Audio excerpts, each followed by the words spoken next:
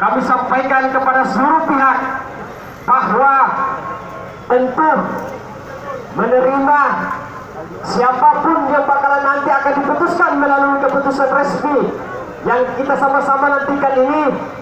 Itulah yang kemudian menjadi presiden dan wakil presiden kita 5 tahun ke depannya. Betul atau tidak, saudara-saudara? Olehnya itu, bismillahirrahmanirrahim. Assalamualaikum warahmatullahi ta'ala wabarakatuh. Selamat siang, salam sejahtera untuk kita sekalian. Pertama-tama, ucapan terima kasih kami sampaikan buat abang-abang pihak kepolisian dan juga TNI yang kemudian pada kesempatan hari ini masih selalu eksis dalam mengawal unjuk rasa masyarakat akar rumput, mahasiswa, pemuda, dan seluruh masyarakat yang berada di tanah air ini, di mana aksi ini bukan kemudian menjadi aksi perdana kita yang pada kesempatan hari ini kita hadir untuk berbicara persoalan isu ataupun masalah yang sama, tapi kemudian ini menjadi aksi yang kesekian kali. Dan aksi hari ini sekaligus menekankan dan menegaskan bahwa hari ini kehadiran kita di sini adalah untuk mendukung yang namanya KPU ataupun Komisi Pemilihan Umum Republik Indonesia dalam menuntaskan yang namanya pemilihan umum di tahun 2024 ini. Betul atau tidak, teman-teman? Tahu dah.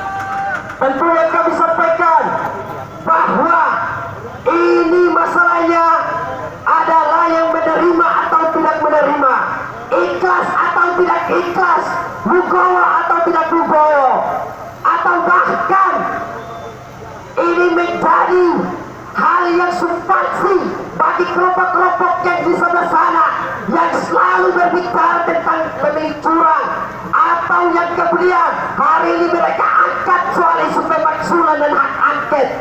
Tentu saudara-saudara harus pahami bersama bahwa yang dimaksud dengan pemakzulan atau bahasa lain gerakan yang kemudian kita sebutkan, kita duga keras adalah gerakan makar yang mana terus mengedepankan persoalan pemakzulan.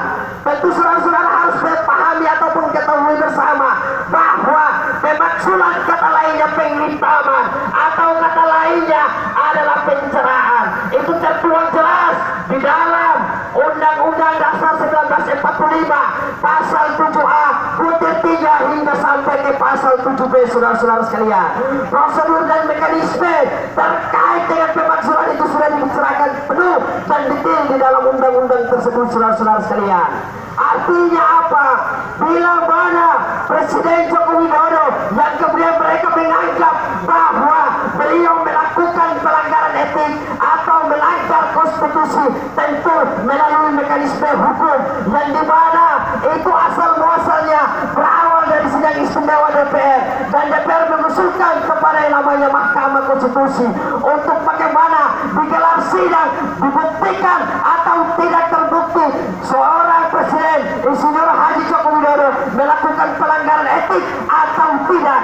Dan bila mana Mahkamah Konstitusi telah melakukan sidang dan kemudian sudah mendapatkan kekuatan hukum, yaitu putusan daripada Mahkamah Konstitusi, maka dikembalikan kepada DPR, dan DPR mengusulkan kembali kepada MPR untuk memberikan sanksi setegas-tegasnya kepada Insinyur Haji Joko Widodo apabila beliau terbukti melakukan yang namanya pelanggaran hukum, saudara-saudara sekalian. Lalu kemudian saudara-saudara perlu pahami bersama bahwa yang dimaksud dengan hak angket itu relevansinya adalah melakukan penyelidikan atau investigasi berkaitan dengan yang kemudian diduga bahwasannya pemilihan tahun 2024 dilakukan dengan curang. Itu perlu kemudian dilakukan yang namanya pembuktian secara sidang di Mahkamah Konstitusi, saudara-saudara sekalian. Artinya hak angket itu tidak tepat sasaran, saudara-saudara sekalian. Hak angket itu mesti kemudian perlu dievaluasi kembali oleh DPR sendiri untuk bagaimana membentuk yang namanya hak angket melalui sidang paripurna nanti, saudara-saudara Bapak-Ibu sekalian.